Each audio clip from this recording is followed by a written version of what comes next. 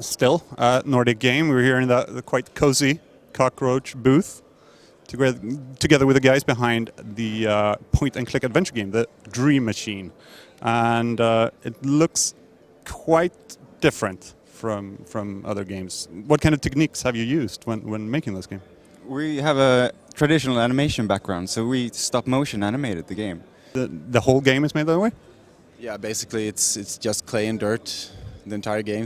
Of course, some 3D elements, but not very much. A lot of Photoshop, compositing, but it's just dirt. What was the reason behind going that route? I think we're both kind of sick of the way computer games look nowadays, with the normal mapping. They're a bit too homogeneous and plastic, and they look kind of fake and too perfect.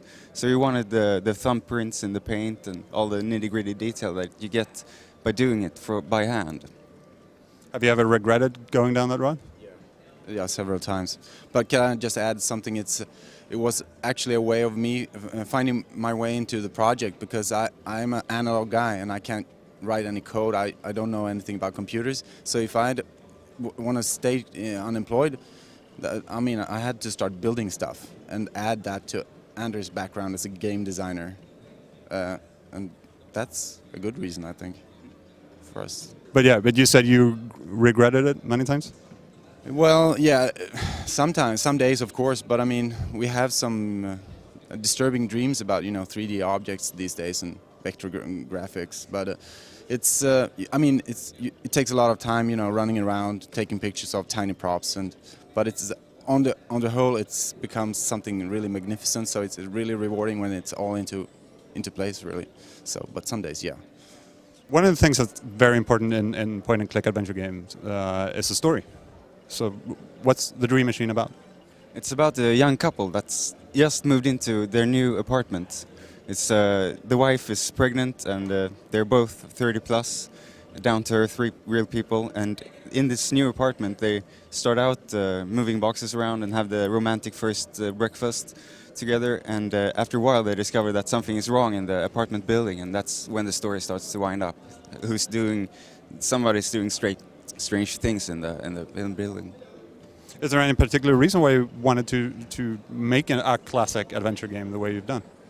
Yeah, I mean, we're huge fans of it. It was until a couple of years ago an almost extinct form of gaming, but with the Machinarium and that kind of games, the whole scene got rejuvenated, really. And I mean, Anders, he's done some previous games with the Gateway series, and it's just, story is important to us, and characters, and getting the players involved. So that's the only way to do it, as far as we see it. Yeah. But you're doing it as episodic content, similar to, for example, Telltale Games is doing with Sam & Max and Strong Bad. Is that a good way of doing it as a small developer? It's basically only you guys and some freelancers? Yeah, it works for us. It's a linear story, so working in chapters or episodes, but also to be able to release a game as soon as we can, as soon as it's ready. It's really good to release it online. If we worked made the game in one huge lump, we wouldn't be able to get feedback from the players, and we would kind of be lost in the woods doing one monolithic piece. For a year. It's like you say, we can now release, when one episode is ready, we just, launch it. And it's an instant feedback and satisfaction for us, so it keeps our energy up and, keeps us going forward. But you're closing in on releasing the first episode. When's it supposed to be out? It's due out in May 13th, I think. But don't hold me to that, but middle of May. Yeah. And how often do you plan to release new chapters? Every second month or so. It's until Christmas 2010. 5 episodes. Is that true, Anders? Yeah, 5 episodes. All right. Thank you very much. Thank you very much. Dude.